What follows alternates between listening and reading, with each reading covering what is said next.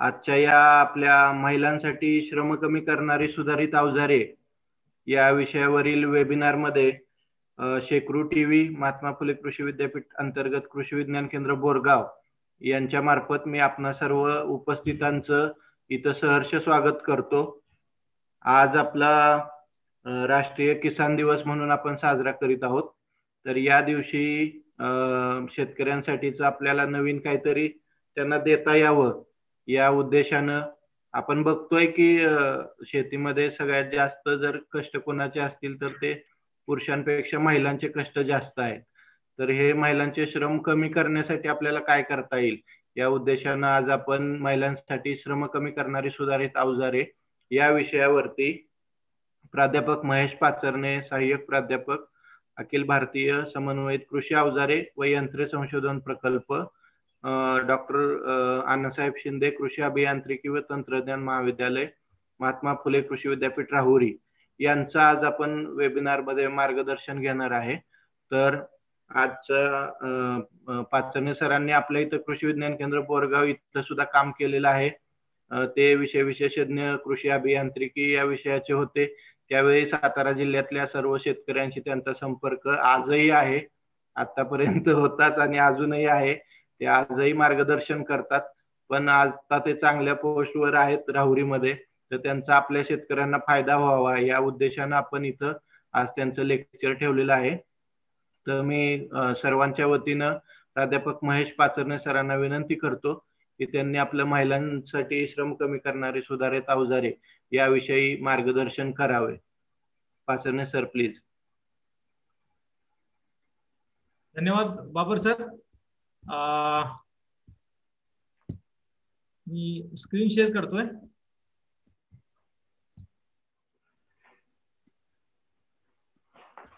Screen दिसते का?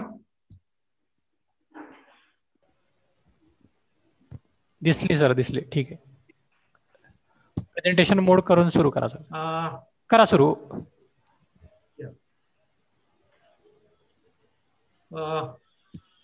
सर्व मंगल मांगल्ये कृषी सर्वार्थ साधिके शरण्ये कृषी अवजारे कृषी यांत्रिकीकरण नमोस्तुते। सर्वांना नमस्कार। आज आपला जो विषय आहे महिलांचे श्रम कमी करणारे कृषी अवजारे या विषयावर आपण चर्चा करणार आहोत। तुम्ही जर स्क्रीनवर बघत असाल तर कामांचं फोटो मी या ठिकाणी देण्याचा प्रयत्न केलाय। सगळेच फोटो काही या ठिकाणी देऊ शकलो नाही, पण याच्या व्यतिरिक्त अजून खूप सारी कामं आहेत जी आपल्या महिला माता भगिनी शेतीमध्ये करत आहेत। तर मित्रांनो, आज आपण सगळे जाणतायत की 23 डिसेंबर हा राष्ट्रीय शेतकरी दिवस आहे, परंतु 15 ऑक्टोबर हा देखील राष्ट्रीय महिला शेतकरी दिन आहे। हे 15 ऑक्टोबर हा आपण राष्ट्रीय महिला शेतकरी दिन म्हणून साजरा करतो, कारण दरवर्षी 15 ऑक्टोबर हा आंतरराष्ट्रीय ग्रामीण महिला दिवस म्हणून साजरा केला जातो। आमसभेने संमत केलेला आहे आणि म्हणून आपण 15 ऑक्टोबर हा राष्ट्रीय महिला शेतकरी दिन म्हणून साजरा करत आहोत। तर मित्रांनो, आपण आता थोडक्यात हे बघूया की शेतीची सुरुवात आपली कधी झाली। फार पूर्वी आपली शेतीची जी सुरुवात झाली ती सुरुवात महिलांनीच केली असं म्हटलं जातं।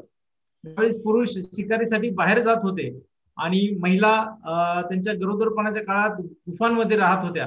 त्यावेळी महिलांनी ज्यावेळेस गुफामध्ये राहत असताना त्यांनी जे अंकुर आले ते उपटून बघितल्यानंतर त्यांना असं लक्षात आलं की अरे, ह्याच्या खाली एक बीज आहे आणि हे बीजातूनच हे अंकुर आलेलं आहे।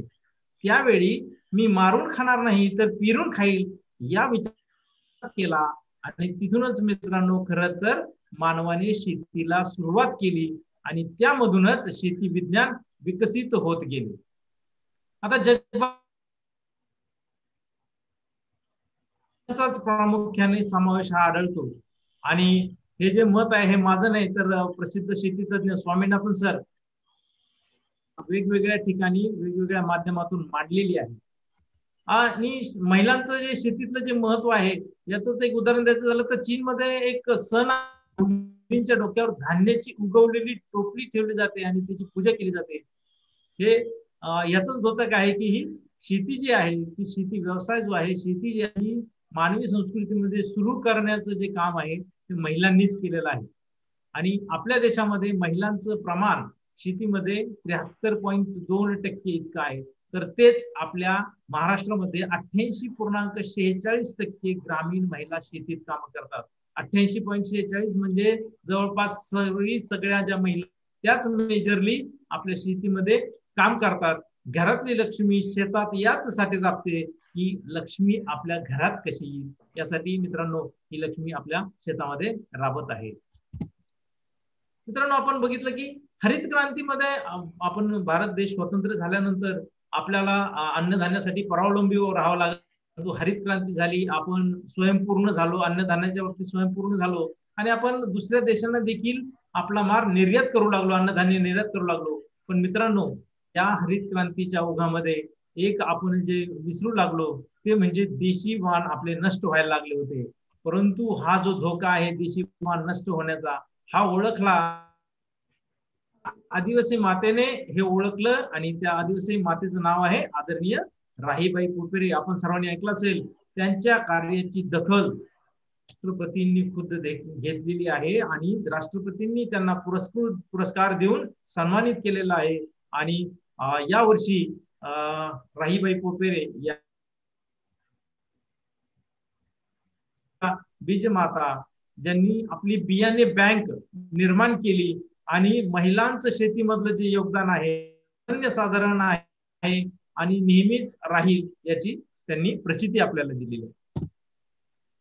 तर आज आपण बघतो की शेतीमध्ये महिला ज्या आहेत म्हणजे त्या शेतकरी आहेत, त्या शेतमजूर आहेत, त्या उद्योजक आहेत, त्या विक्रेत्या आहेत, त्या सगळ्या भूमिका आज महिला आपल्या आपल्या मानवी जीवनामध्ये पार पडत आहेत. जर शेतीतली जर व्यवस्थित आपण आकडेवारी जर बघितली तर शेतीमध्ये 32% आणि कृषी विषयक रोजगारामध्ये 48% योगदान हे आपल्याला नाकारून चालता येणार नाही. परंतु आपल्या ज्या माता भगिनी आहेत या शेतातील जे काही सगळे कामं करत आहेत ठीक, आणि पारंपरिक पद्धतीने हे कामं केल्यामुळे काय होतं की महिलांना बऱ्याच वेळा पाठीचे, मानेचे, कमरेचे, गुडघ्यांचे आजार झाले आणि याचाच परिणाम त्यांच्या कार्यक्षमतेवर देखील होतो आहे. आणि म्हणूनच मित्रांनो, कृषी विद्यापीठ असेल किंवा कृषी निगडीत ज्या काही संस्था आहेत त्यांनी संशोधनासाठी श्रम कमी करणारे कृषी अवजार विकसित केलेले आहेत. त्या अवजारांविषयी आज आपण थोडक्यात जाणून घेऊ. आपण आता पेरणीपासून सुरुवात करूया.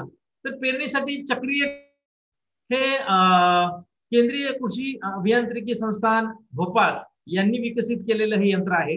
हे यंत्र अगदी साधं सोपं आहे. आपण जसं बघू शकता की वरच्या साहाय्याने आपण बियाणे भरू शकतो आणि त्या ड्रमच्या परिघावरती आपल्याला दिसत असेल की टोकदार ओपनर दिलेले आहेत की जेणेकरून ते जमिनीमध्ये आपल्याला बियाणाची टोकन अगदी सहज करता येते. फक्त या यंत्राद्वारे आपल्याला मध्यम ते मोठ्या आकाराचे जे बियाणे आहेत, उदाहरणार्थ सोयाबीन असेल, मका असेल, भुईमुग असेल, यांची आपल्याला पेरणी करता येते.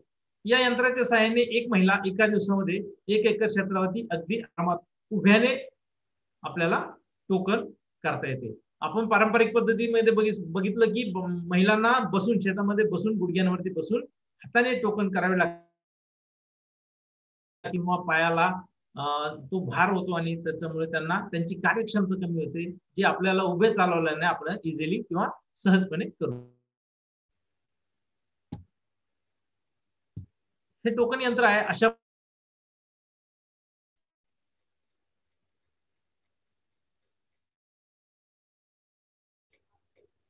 व्हिडिओ दिसतोय का? दिसतोय सर, दिसतोय.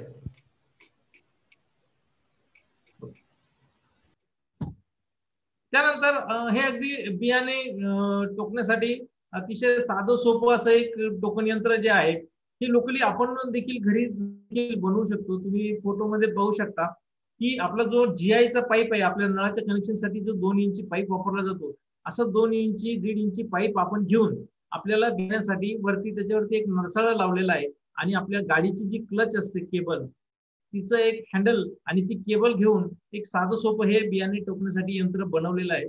आपण मध्ये एखाद्या फॅब्रिकेटर कडून देखील हे साधं सोपं यंत्र करून घेऊ शकतो, जेणेकरून आपल्याला बसून पेरणी करायची, बसून टोकन करायच्या ऐवजी उभ्या उभ्या आपल्याला सहजपणे ही टोकन करता येते. ह्या यंत्राने देखील आपल्याला कापूस, तूर, मका, सोयाबीन यांची टोकन अगदी वेळेवर करता येते. त्यानंतर आहे फुले भात लावणी चौकट. आपण बघतो की 4 सूत्री पद्धतीप्रमाणे भाताचं उत्पन्न आपल्याला जास्तीत जास्त येतं, पण 4 सूत्री प्रमाणे आपल्याला भाताची जी लागण आहे ती व्यवस्थित अंतरावरती करावी. 25 सेंटीमीटर वरती ही आपल्याला रोपांची पुनर्लागवड करावी लागते.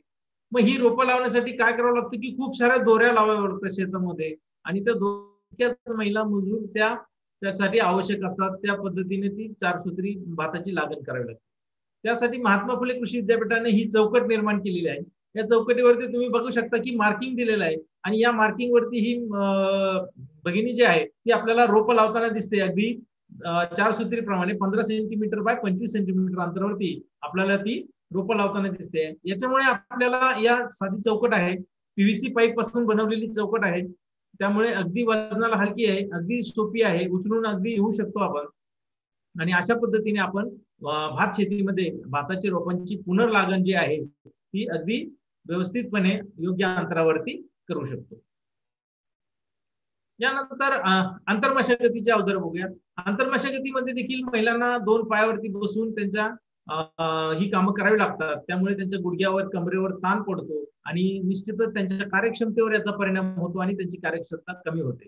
तर हे आपण सर्वांना परिचित असलेलं सायकल कोळप आहे.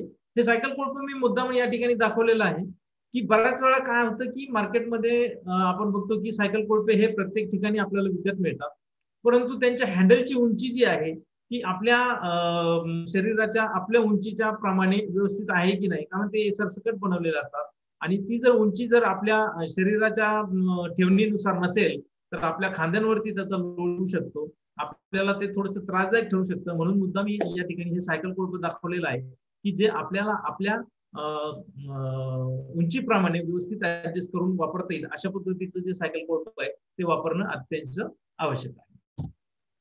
यानंतर हे एक आहे दातेरी हात कोळप. म्हणजे कोरडवाहू शेतीमध्ये जास्त करून या कोळप्याचा वापर केला जातो. या कोळप्याला तुम्ही मागे बघितलं तर एक 15 सेंटीमीटर लांबीचं पातं दिलेलं आहे आणि पुढे दातेरी असे गोल चक्राकार दिलेला आहे, जेणे की आपल्याला जी निंदणी आहे 2 पिकाच्या मधली ती उभ्याने अगदी सहजपणे पुढे मागे ढकलून आपल्याला हे निंदणी करता येतं. या कोळप्याचं वजन देखील अत्यंत कमी आहे, 7 ते 8 किलोच्या आसपास या कोळप्याचं वजन असतं, आणि त्यामुळे आपल्याला अगदी महिला भगिनींना हे कोळप अगदी उचलून शेतातून बाहेर नेणं किंवा शेतात नेणं सोयीस्कर पडतं. आणि या कोळप्याच्या सहाय्याने जर निंदणी केली, खुरपणी केली तर साधारण एका दिवसामध्ये 0.2 हेक्टर इतक्या क्षेत्रावरती निंदणी किंवा खुरपणी आपल्याला करता येईल. यानंतर हे गोळी खत देण्याचं संयंत्र आहे. आता मी जसं सांगितलं की आपण भात लागवड चौकटीने काय करतोय की 4 सूत्री पद्धतीप्रमाणे भाताची रोपं लागण करतो. मग 4 सूत्रीमध्ये त्याच्यामध्ये आपल्याला ब्रिकेटचा वापर म्हणजे गोळी खत जे आहे त्याचा वापर करणं आवश्यक आहे.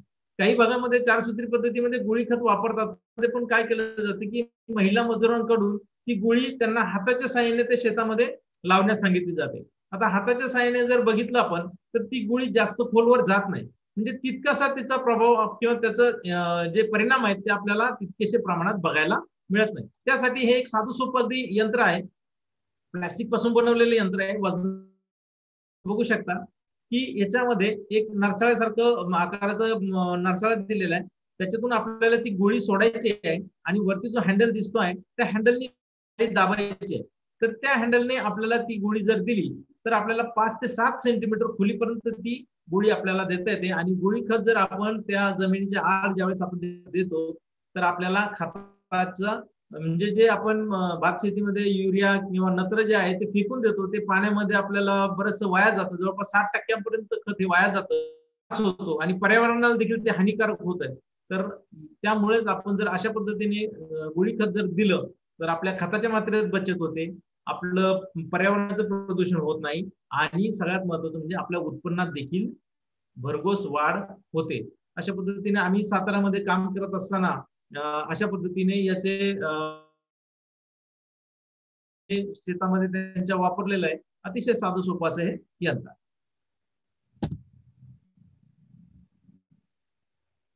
यानंतर भात शेतीमध्येच आंतरमशागती शेतीसाठी हा कोनोव्हिटर एक आहे.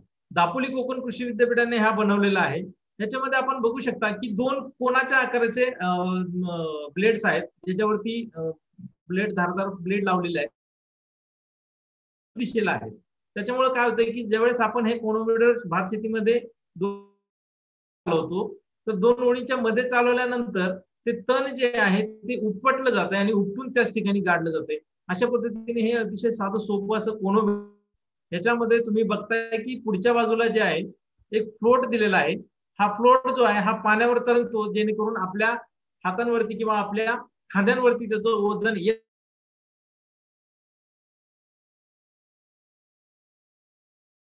मध्ये ह्याचे डेमॉन्स्ट्रेशन प्रात्यक्षिक घेतलेले होते. त्या ठिकाणी भगिनी आहे त्या भात शेतीमध्ये याचा वापर करत. त्यानंतर पीक कापणीस लागणारी अवजारे. आता पीक कापणीस लागणारे अवजारे आपण सर्वात प्रथम बघूया. हा लक्ष्मी विळा आहे. पारंपरिक विळा आणि लक्ष्मी विळ्यामध्ये बराचसा फरक आहे. आपल्याला असं वाटत असेल की आमच्याकडे पण विळे मिळतात, मग ह्याच्यात काय फरक आहे.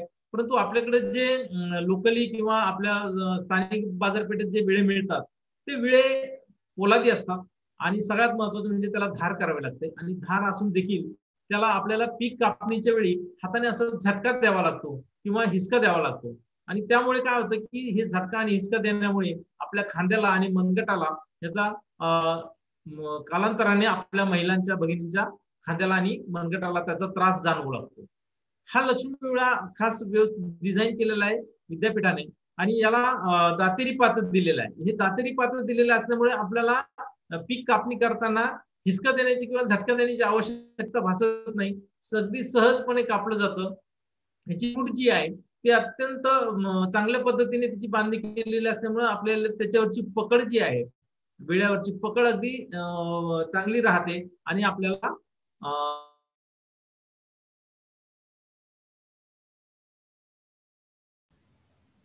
साहजिकच तो जड असतो, त्यामुळे आपल्या मनगटावरती त्याचं वजन किंवा भार पडत असतो. परंतु हा लक्ष्मी विळा जो आहे तो हाय कार्बन स्टील पासून बनवलेला असल्यामुळे त्याचं वजन अतिशय कमी आहे, अतिशय हलका असल्यामुळे आपल्याला अगदी काम पटपट करता येतात आणि कार्यक्षमता जी आहे ती आपल्या महिला माता भगिनींची कार्यक्षमता जी आहे ती वाढली जाते आणि जास्तीत जास्त काम या वेळेच्या साहाय्याने करता येतं. या वेळेच्या साहाय्याने साधारण 1 तासामध्ये एक महिला 2 गुंठ्यांची पीक कापणी सहज करू शकते. यानंतर हा एक वैभव विळा आहे.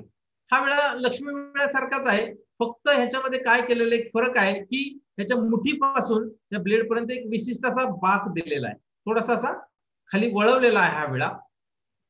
याचं कारण असं आहे की हा विळा खास करून भात आणि गहू या पिकांच्या कापणीसाठी बनवले. आपण भात पिकामध्ये बघितलं असेल की जर जमिनीलगत आपली कापणी झाली नाही तर कदाचित आपल्या त्या भाताच्या याच्यामध्ये खोडकिडीचा प्रादुर्भाव राहू शकतो आणि जर तो खोडकीड त्याच्यामध्ये राहिला तर पुढच्या वर्षी आपल्याला पुन्हा त्या शेतामध्ये त्या खोडकिडीचा जास्तीत जास्त प्रादुर्भाव दिसून येतो. आणि ह्या खोडकिडीचा नायनाट करण्यासाठी आपल्याला या वैभव विळ्याचा चांगला उपयोग होतो. हा जो बाक दिलेला आहे त्याच्यामुळे आपली जी कापणी आहे ती अगदी जमिनीलगत होते आणि त्याच्यामुळे आपल्याला पुढच्या प्रादुर्भाव खोडकिडीचा किंवा इतर प्रादुर्भाव होत नाही. यानंतर भेंडी तोडणी कापणी. तर आपण बघतो की भेंडी तोडणीसाठी जे असतं ना तर भेंडीच्या देठांवरती किंवा भेंडीवरती एक पैसा बारीक लव असतं आणि ते हातांना टोचतं, त्याच्यामुळे बोटांना इजा होते. आणि या आपल्याला बघितलं असेल की भेंडी काढण्यासाठी मजूर नेहमी नाखुश असतात किंवा मिळत नाही. तर त्यासाठी महात्मा फुले कृषी विद्यापीठाने ही भेंडी कात्री विकसित केलेली आहे. तिचा आपण अंगठा आणि तर्जनीचे जे बोट आहे ह्याच्यामध्ये पकडून अगदी सहजपणे आपण ही भेंडी तोडू शकतो. एक महिला एका दिवसाला साधारणपणे 50 ते 60 किलो भेंडी अगदी सहजपणे तोडू शकते. अगदी साधी सोपी अशी ही भेंडी कात्री आहे. महात्मा फुले कृषी विद्यापीठामध्ये ही भेंडी विक्रीस देखील उपलब्ध आहे.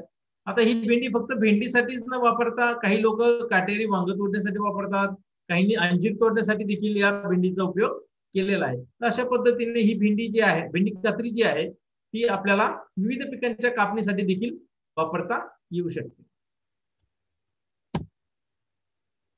त्यानंतर मनुष्यचलित फुले शेवगा काढणे झेला हा महात्मा फुले कृषी विद्यापीठाने विकसित केलेला आहे. आतापर्यंत आपण बघितलं की शेवग्याच्या झाडावरून शेंगा काढण्यासाठी आपण एकतर बांबूचा उपयोग करतो किंवा आकडी, ज्याला कोयता वगैरे थोडंसं धारदार शस्त्र काहीतरी लावून बांबूवरती आपण त्याच्या साहाय्याने आपण शेवग्याच्या शेंगा काढत असतो. पण आपल्या असं लक्षात आलं की ज्यावेळेस अशा पद्धतीने शेंगा काढल्या जातात त्यावेळी झाडांना इजा होते किंवा शेंगा ज्या आहेत त्या अगदी देठापासून तुटतात, त्याला देठ, कुठलाही देठ राहत नाही. आणि जर असा जर देठ नसेल तर ज्यावेळेस आपण लांबच्या मार्केटला, बाहेरच्या मार्केटला ज्यावेळेस आपण या शेंगा पाठवतो तर त्यांची टिकवण क्षमता कमी होते, म्हणजे जास्त दिवस त्या टिकत नाही, शेल्फ लाईफ त्यांचं कमी होतं आणि त्यामुळे आपल्याला मार्केटमध्ये त्याचा थोडासा भाव कमी मिळू शकतो. तर त्यासाठी हा महात्मा फुले कृषी विद्यापीठाने शेवगा काढणी झेला विकसित केलेला आहे. हा एक टेलिस्कोपिक बार आहे, त्याच्यामध्ये आपल्याला त्याची उंची कमी जास्त करता येते आणि उंची कमी जास्त करून आपल्याला जी शेंग तोडायची आहे त्या शेंगेच्या तिथे नेऊन आपण पाहिजे तितकं देठ ठेवून आपण ही शेंग तोडू शकतो. त्याचबरोबर या झेल्याच्या सोबत एक कलेक्टिंग बॅग आहे, या बॅग मध्ये आपल्याला ह्या सर्व शेंगा कलेक्ट करता येतात किंवा गोळा करता येतात आणि अशा पद्धतीने साधारण झाडाच्या आकारानुसार एका तासामध्ये 200 ते 300 शेंगा सहजपणे आपल्याला काढता येतात. त्यानंतर आहे भुईमुग शेंगा फोडणी यंत्र. तर हे आपल्या सगळ्यांना माहिती आहे की ग्रामीण भागामध्ये घरी भुईमुग शेंगा त्या महिला घरी बसल्या बसल्या करत असतात. शक्यतो वयस्कर महिलांना हे काम दिलं जातं की त्या बसलेल्या आहेत तर त्यांच्या पुढे हे शेंगा नेऊन ठेवायच्या आणि ते आपला दिवसभर त्या शेंगा सोडत बसतात. शेंगा फोडणी यंत्र हे अतिशय साधं सोपं यंत्र आहे आणि याच्या साहाय्याने आपण जर शेंगा फोडल्या तर एका तासामध्ये सरासरी 50 ते 60 किलो शेंगा अगदी सहजपणे मिळतात. आता ह्याच्यामध्ये फुटतूट होत नाही का? होते. तुमच्या शेंगामध्ये असणाऱ्या ओलाव्याच्या प्रमाणानुसार फूट होते, परंतु जी फुटीचे शेंगदाणे जे आहेत ते आपल्याला पेरणीसाठी नाही वापरता येत, परंतु ते आपल्याला पद्धतीने हे यंत्र आहे. या यंत्राच्या बाबतीत एक छोटीशी गोष्ट मी तुम्हाला सांगू इच्छितो. मी साताऱ्याला बोरगावला असताना वाईजवळचं निकमवाडी म्हणून माजी सरपंच माझ्याकडे आले होते आणि त्यांनी मला सांगितलं की मला हे शेंगा फोडणी यंत्र विकत पाहिजे. तर मी त्यांना ते शेंगा फोडणी यंत्र विकत दिलं. महिना दीड महिन्याने ते पुन्हा माझ्याकडे आले, म्हणाले मला आणखीन एक शेंगा फोडणी यंत्र पाहिजे. म्हटलं अरे चा, एक महिन्यात तुम्हाला दुसरं शेंगा फोडणी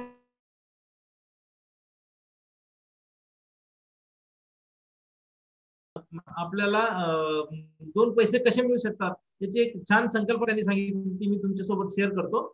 की त्यांनी काय केलं की जे शेंगा फोडणी यंत्र नेलं होतं या यंत्राला तुटफुटीचं किंवा मरम्मत करण्यासारखं असं काहीच काम नाहीये. तर हे यंत्राला वापरायला दिलं. शेतकरी वापरायला घेतल्यानंतर अजून दुसऱ्यांनी वापरायला दिलं. मग त्यांनी काय केलं की ह्या यंत्राची किंमत लावली. तुम्हाला वापरायला न्यायचंय, तुम्ही घेऊन जाऊ शकता, ठीक आहे. अशा पद्धतीने त्यांनी फक्त 50 रुपये भाडा आकाराला सुरू केलं. 50 रुपये सकाळी घेऊन जा यंत्र, संध्याकाळी आणून द्या, दिवसभरात तुम्हाला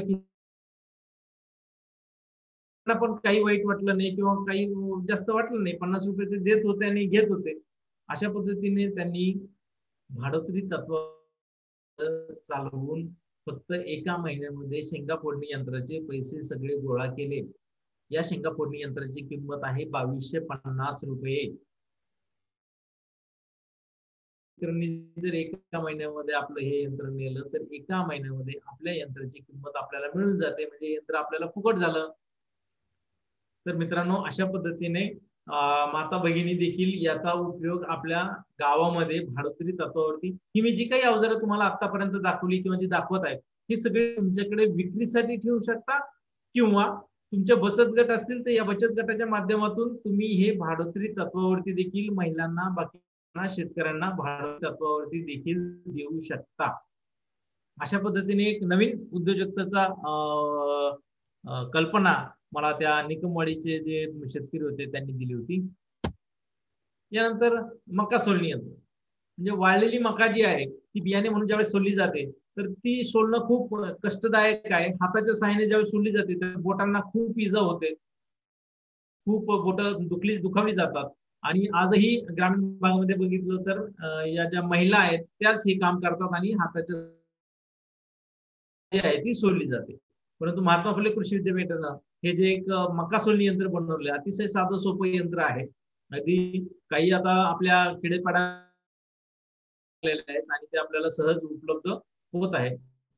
त्याच्यामध्ये 8 तासामध्ये एका दिवसामध्ये साधारण 200 किलो मका ही अगदी सहजपणे सोडून आणि जे छोटे शेतकरी आहेत त्यांच्यासाठी अतिशय सोपं साधं यंत्र आहे. या यंत्राची किंमत 90 रुपये. यानंतर विद्युत मोटर चलित फुले औषधी वनस्पती बियाणे कवच फोडणी यंत्र. आता आपण बघितलं की जे आदिवासी भागांमध्ये जे वनौषधी ज्या सापडतात त्या वनौषधींपैकी हिरडा, रिठा, बेहडा हे जे आहेत हे आयुर्वेदाच्या दृष्टीने फार महत्वाचे वनौषधी आहेत. कवच आहे, यांच्यापासून खूप सारी औषधं बनवली जातात. जसं की त्रिफळा चूर्ण आपण ऐकलं असेल, त्रिफळा चूर्णामध्ये हिरडा, रिठा ह्या बेहडा ह्याच गोष्टी असतात. तर हे जे कवच आहे हे फोडण्याचं काम आमच्या माता भगिनी हाताने म्हणजे दगडाच्या साहाय्याने हे फोडलं जातं. त्याच्यामध्ये बऱ्याच वेळा त्यांच्या हाताला इजा होते, परंतु ते कोणाला सांगू शकत नाही. त्यांनाही वाटतं जाऊ द्या काय थोडी, तोच त्रास लक्षात घेऊन महात्मा फुले कृषी विद्यापीठानं सिंगल फेज वरती एका शक्तीवरती चालणारं असं हे मोटर चलित फुले बियाणे कवच फोडणी यंत्र बनवलेलं आहे.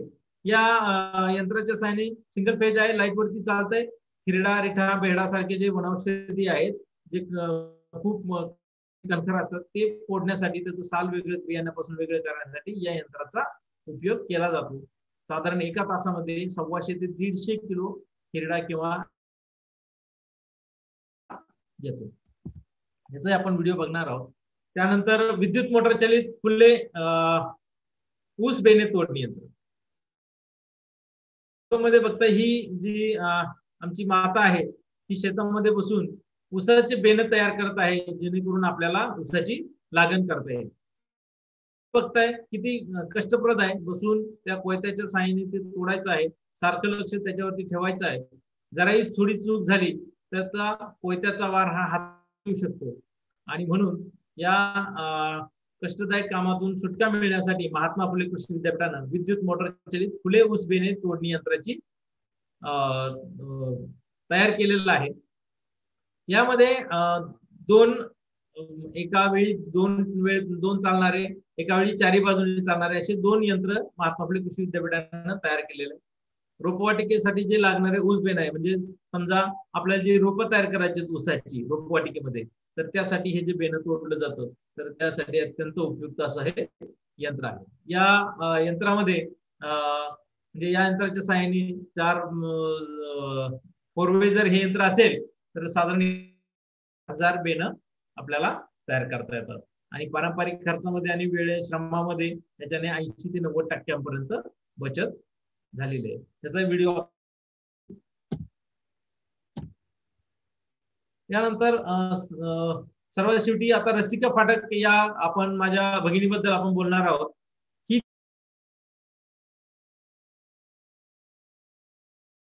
हिच्या वडिलांनी 2012 साली, कोकणामध्ये हिचं गाव आहे, 2012 साली आपली शेती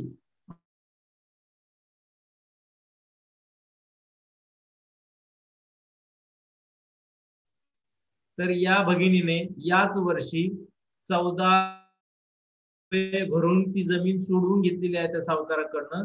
आणि या भगिनीचं आजच्या मितीला वार्षिक उत्पन्न 20 लाख रुपये आहे.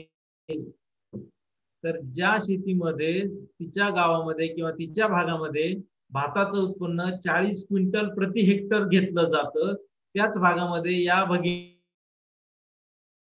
करून 120 क्विंटल भाताचं उत्पन्न घेतलं. 120 क्विंटल म्हणजे जवळपास तिप्पट उत्पन्न या भगिनीने घेतलेलं. फक्त 23 वर्ष आहे आणि हिने शिक्षण पूर्ण केल्यानंतर शेतीत दुसऱ्यांच्या शेतावरती जाऊन काम करून पैसे मिळवलेले आहेत. तिची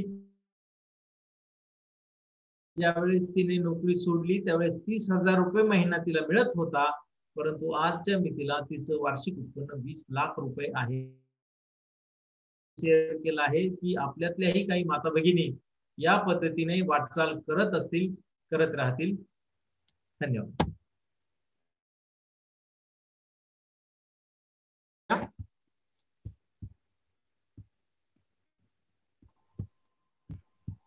सर व्हिडिओ दाखवताय ना? होय होय, व्हिडिओ दाखवतो मी. एक मिनिट.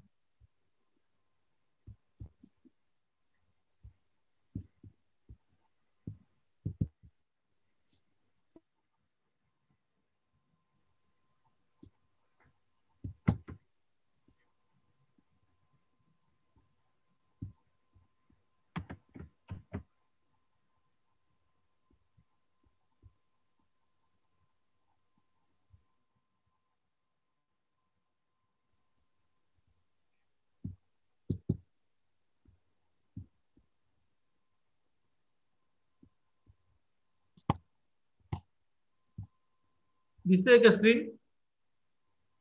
झूमची दिसते सर. दुसरी स्क्रीन पाहिजे. दिसते का? नाही, स्क्रीन दुसरी आहे सर. तुम्ही स्क्रीन आहे ना ते सुरू करून ठेवा. ते दुसरी स्क्रीन दिसते, झूमची स्क्रीन दिसते. स्टॉप करा शेअर.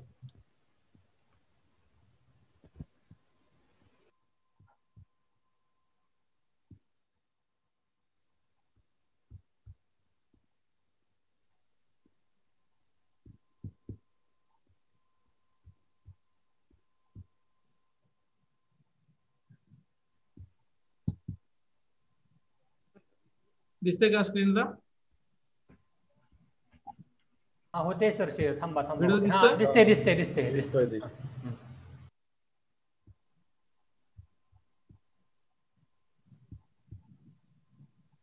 काय तिथे अशा पद्धतीने शेवग्याची शेंग जी आहे ती आपल्या बॅग मध्ये आपण आधी घेतो आहे. बॅग मध्ये घेतल्यानंतर ती आणि त्यानंतर आपण पुन्हा पुढच्या शेंगेकडे जातोय. ठीक आहे.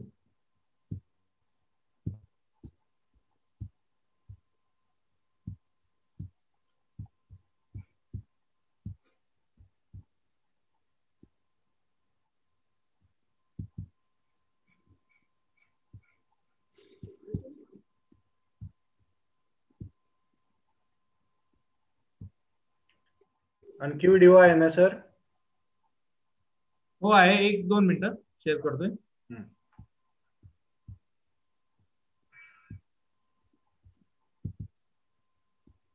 दिसते स्क्रीन? हो हो.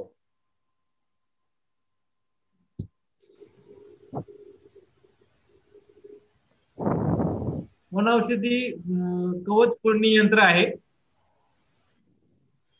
हे ज्यावेळेस महात्मा फुले कृषी विद्यापीठाने तयार केलं होतं त्यावेळेस आपण हे अशा पद्धतीचं होतं. त्यानंतर आपण ते आता कमर्शियलाइज केलेलं आहे. आपण बघू शकताय की याच्यामध्ये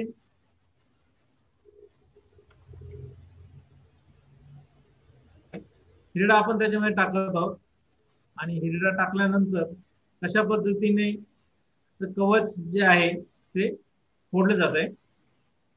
दिसतंय का क्लिअर? दिसतोय सर.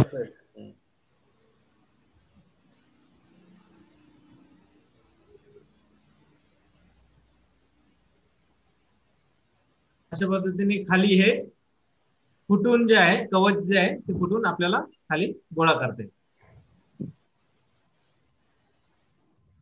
शारीरिक कष्ट जे आहेत ते आपले कमी झालेले आहेत या यंत्राच्या साहाय्याने किंवा मशीनच्या साहाय्याने.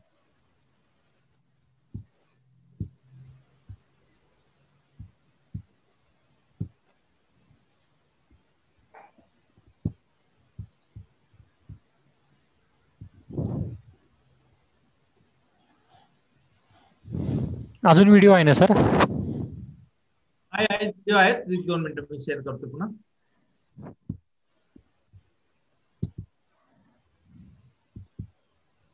दिसतंय का स्क्रीन?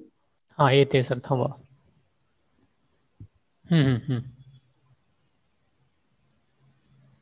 हे बघा. अशा पद्धतीने बेने जे आहेत आपल्याला नर्सरीसाठी जे लागतं ऊसाची रोपं तयार करण्यासाठी अशा पद्धतीने हे 2 वे मशीन आहे. 2 महिला भगिनी बसून एकाच वेळी अशा पद्धतीने आपल्याला ऊस बेने तयार करता येते रोपांसाठी.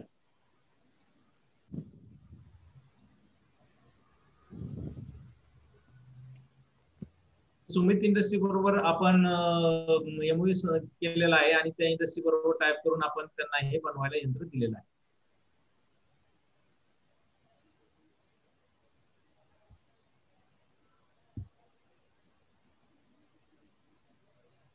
अशा पद्धतीने अगदी आपल्याला ऊस बेणं जे आहे रोपवाटिकेसाठी तयार करता येऊ शकतो.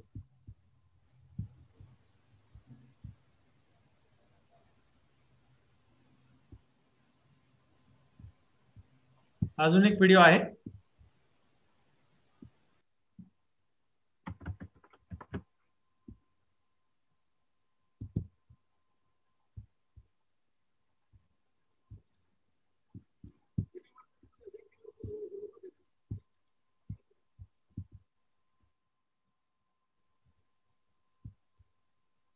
शेअर करतो मी स्क्रीन.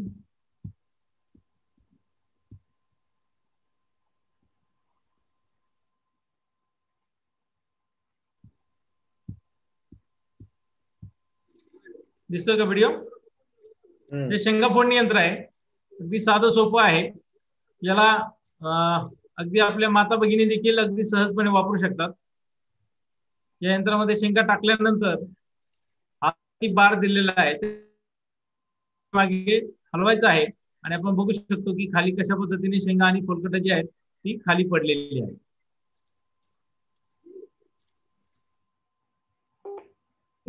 आपल्याला चांगली स्वच्छ शेंगदाणे यापासून मिळतात. अशा पद्धतीने विकसित केलेलं आहे.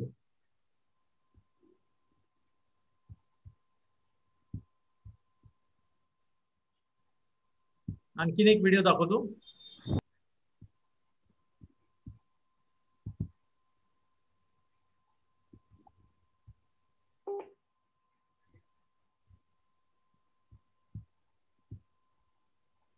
एक व्हिडिओ आहे शेवटचा.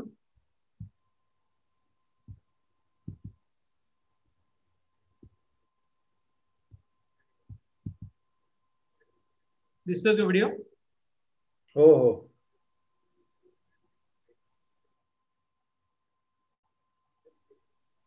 या अशा पद्धतीने हे मका सोलणी यंत्राचं काम चालतं.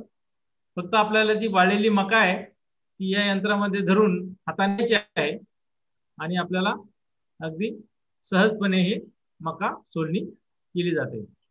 बघू शकता आपण किती फास्ट हे काम होत आहे आणि अगदी सहज सोप्या पद्धतीने हे करता येते.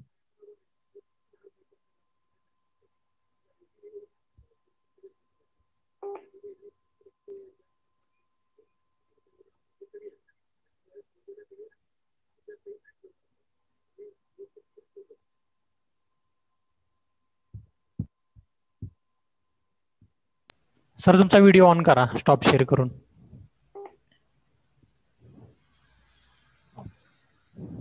तुमचा व्हिडिओ ऑन करा.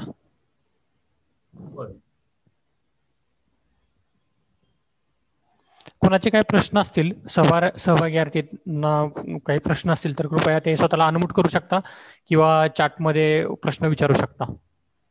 पाचन्ने सर तुमचा व्हिडिओ ऑन करा. हो, काही प्रश्न असतील तर होय व्हिडिओ ऑन करतो मी. एक सेकंड.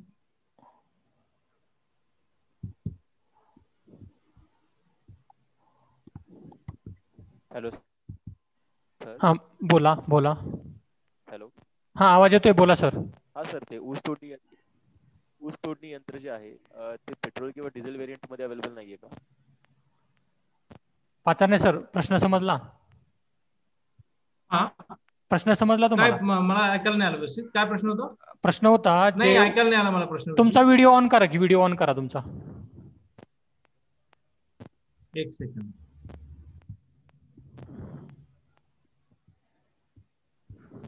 हे दातेरी हातकोळप जे आहे, दातेरी हातकोळप कोरडवाहू शेतीमध्ये किंवा 2 ओळींमध्ये आपल्याला जे निंदणी आहे ते करण्यासाठी आपण हे दातेरी हातकोळप वापरतो.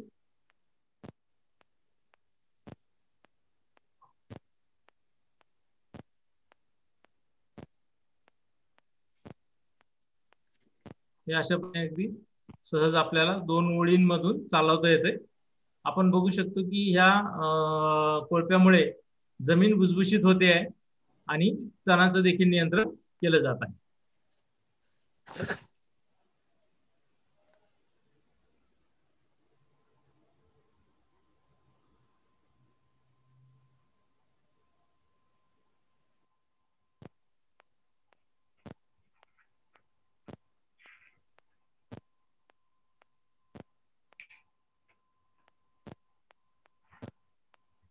हे असं आपल्याला फक्त उभ्याने चालवायचं आहे, बसून आपल्याला चालवायची गरज नाहीये.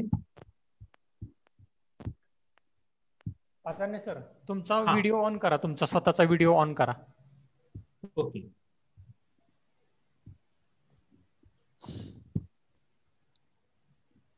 निखिन सरांचा प्रश्न आहे. प्रश्न काय मगाशी होता की जे ऊस बेण्यासाठी तुम्ही मगाशी यंत्र सांगितलं एक बेने रोप तयार ते ना डिझेल आणि पेट्रोल स्वरूपात उपलब्ध आहे का? नाही नाही. Okay okay. डिझेल आणि पेट्रोल स्वरूपातलं नाही दिलेलं आहे की जेणेकरून आता सिंगल HP मोटरवरती चालतंय ते, त्यामुळे अतिशय साधं सोपं आहे. ओके. एक कमेंट मध्ये प्रश्न आवश्यकता नाहीये. कमेंट मध्ये एक प्रश्न आलाय सर, साधना कुलकर्णी प्रश्न विचारत आहेत, या सर्व तंत्रज्ञानाची किंमत व ती कुठे मिळतील? याच्यामध्ये मी आता जवळपास सगळ्या यंत्रांची किंमत त्या वेळेस सांगितलेली आहे, परंतु काही यंत्रांची जर राहिली असेल, आपल्याला जर पर्टिक्युलर एखादं यंत्र पाहिजे असेल तर विचारा. अन्यथा आपल्याला हे यंत्र जे आहेत ती महात्मा फुले कृषी विद्यापीठ या ठिकाणी विक्रीला देखील उपलब्ध आहेत, बघायला देखील उपलब्ध आहेत. महात्मा फुले कृषी विद्यापीठामध्ये अखिल भारतीय समन्वित कृषी अवजारे व यंत्रे संशोधन प्रकल्प आहे. या ठिकाणी आपलं हे अवजारांचं एक मोठं म्युझियम आहे. या म्युझियम मध्ये आपले शेतकरी नेहमी खुलं असते, आपण येऊ शकता आणि या ठिकाणी ते बघू शकता. आणि विक्रीसाठी देखील आपल्याला हे उपलब्ध आहे. आपण विद्यापीठात जर खूप चांगली गोष्ट आहे, जर आपण येऊ शकत नसाल तर आपण ज्या विद्यापीठ कार्यक्षेत्र जे 10 जिल्ह्यांमध्ये आहे, या 10 जिल्ह्यांमध्ये देखील आपण आता हे विक्री केंद्र सुरू केलेले आहे. अशा केंद्राच्या ठिकाणी किंवा कृषी विज्ञान केंद्राशी संपर्क साधून आपल्याला हे यंत्र मिळू शकतील. आपल्याकडे सर कृषी विज्ञान केंद्र बोरगावला पण आहे विक्री केंद्र, बोरगावला सुद्धा मिळू शकतं सगळं साहित्य. अभियांत्रिकी विभागाचा नंबर मिळू शकेल का? म्हणजे ते तिथं मी कमेंट मध्ये टाकतो, लँडलाईन नंबर असेल. हो घ्या. 02426 02426 243 219 243 219 219 02426 243 219. होय. जे गॅलेक्सी J6 कोण आहे, त्यांना रेज हँड केलाय, कृपया आपला प्रश्न विचारू शकता आपण.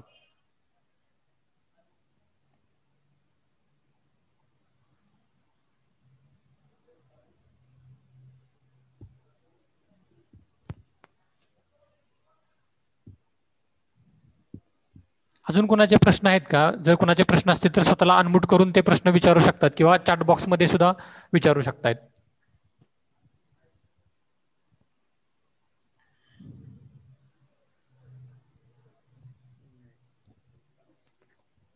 आपल्याला काही शंका असतील, काही प्रश्न असतील तर आपण विचारा.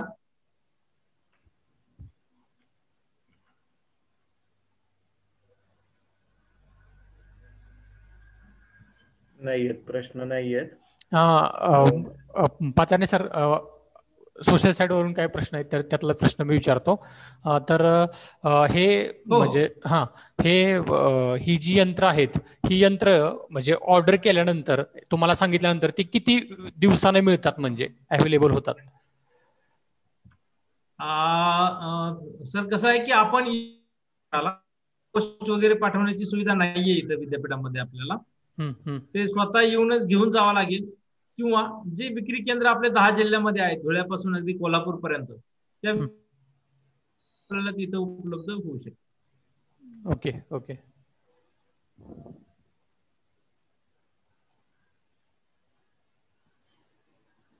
अजून कोणाचे प्रश्न आहेत का? कृपया प्रश्न असेल तर विचारू शकता. आपल्या जवळच्या कृषी विज्ञान केंद्र बोला बोला सर, बोला बोरगावला. बोला सर तुम्ही. आपण आपल्याला जे काही अवजारांची माहिती पाहिजे असेल, आपल्याला फोन नंबर दिलेला आहे, त्या फोनवर विचारू शकता, किंवा आपल्या जवळचं जे कृषी विज्ञान केंद्र आहे त्यांच्याशी संपर्क करू संपर्क केल्यानंतर आपल्याला संपूर्ण माहिती मिळेल.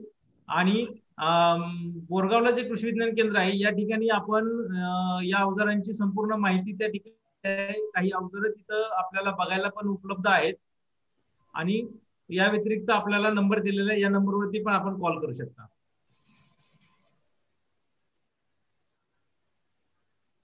धन्यवाद सर.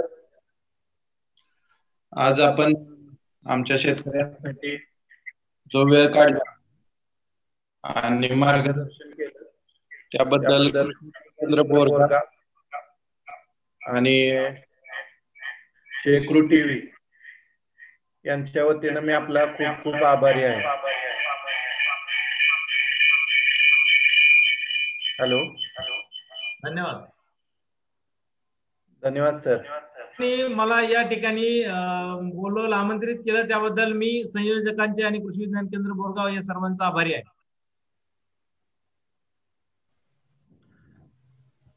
यापुढे पण सर आमच्या शेतकऱ्यांना जर काही प्रश्न आले तर आपण आपल्या स्तरावरून त्यांना योग्य ते मार्गदर्शन करावं अशी मी कृषी विज्ञान केंद्रातर्फे आपल्याकडून आशा व्यक्त करतो.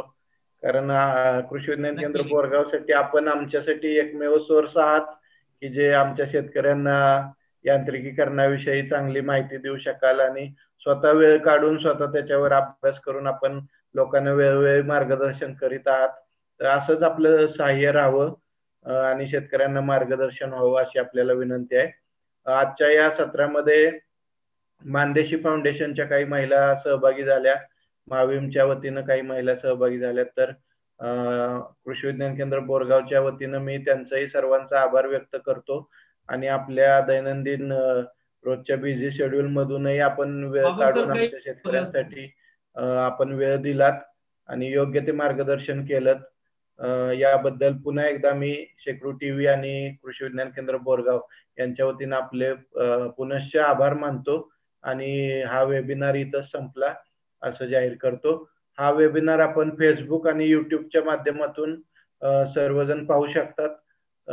म्हणजे आजच्या नंतर आता हा व्हिडिओ आपण बरेचसे लोक वेळ मिळाला की परत नंतर पाहतात आणि त्याच्याही कॉमेंट्स येतात. तर त्याचाही काही शंका आली तर आम्ही आपल्यापर्यंत पोहोचू किंवा आपण निराकरण करावं त्याचं, असं आपणास विनंती करतो. आणि आपण दिलेल्या वेळेबद्दल पुन्हा एकदा आपल्या सर्वांचे धन्यवाद मानतो. आणि कृषी विज्ञान केंद्र बोरगाव तर्फे सर आणखी एक चॅट बॉक्स मध्ये आला, आपला नंबर मागितलाय तर मी देतो. पाचरणे सरांचा नंबर आहे 8698 033 431.